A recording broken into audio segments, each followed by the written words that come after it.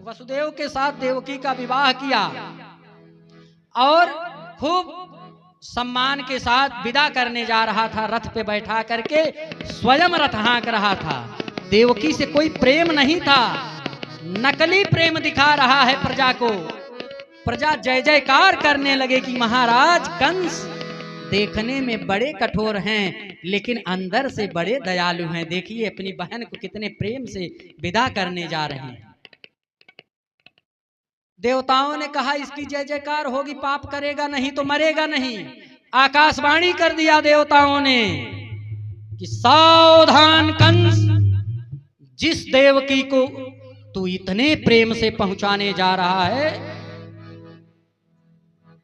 इतने प्यार दुलार के साथ विदा कर रहा है, उसी देवकी का 8वां गर्भ तेरी मृत्यु का कारण होगा। घबरा गया, न असली प्रेम था न असली भाव था, सब नकली था। कूद पड़ा रथ से और केस पकड़ करके देवकी को खींच लिया। कहा कि छिन्ने मूलम नैव शाखा न पत्रम, मैं जड़ को ही नष्ट कर दूंगा, न शाखा बचेगी न पत्ते होंगे। वसुदेव ने प्रार्थना किया कि महाराज ये अबला है, तुम्हारी बहन है, नवविवाहिता है, तुम्हें 8वें गर्भ से डर है, तो मैं इसके जितने भी पुत्र पैदा होंगे सब ला करके दे दूंगा। किसी के प्राण संकट में हो तो पहला प्रयास यही हो कि उसके प्राण बच जाए। तो सत्यवादी थे वसुदेव जी, उन्होंने, कंस ने कहा ठीक है, ले गया।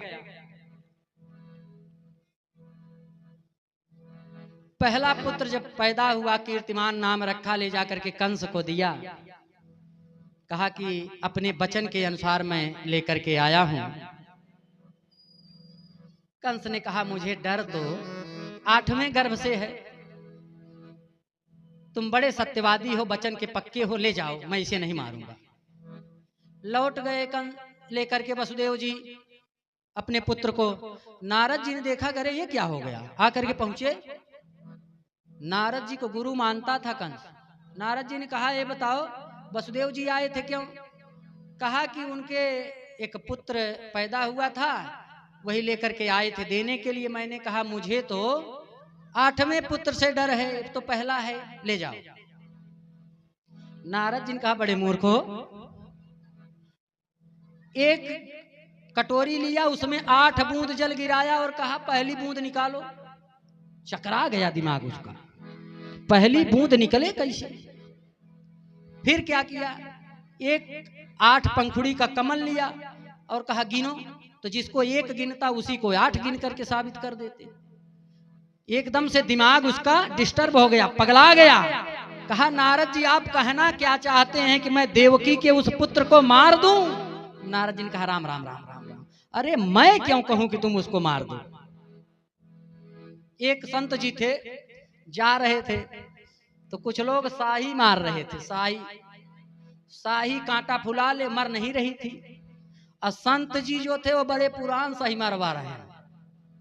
वो देखें तो कहें शाही मरे मुड़ के मारे, लेकिन हम संतों से का परी है भैया, बता तो दिए, लेकिन कह रहे हैं हम संतों से का परी। लोगों ने कहा संत जी कह रहे हैं सिर पे मारो मर जाएगी, लोग मार दिए। वही कंस कह रहा है। कंस का दिमाग काम नहीं किया, जाकर के ले आया, उस पहले पुत्र को मार दिया। देवकी और वसुदेव को कारागार में बंद कर दिया, बेड़ियां लगा दिया। इस तरह से एक एक करके 6 पुत्र जो है मार दिए। 7वें में शेषनाग भगवान को आना था। बलराम जी गर्भ में आए तो उन्हें संकर्षण विद्या के द्वारा योग माया से रोहिणी के गर्भ में प्रतिस्थापित कर दिया गया।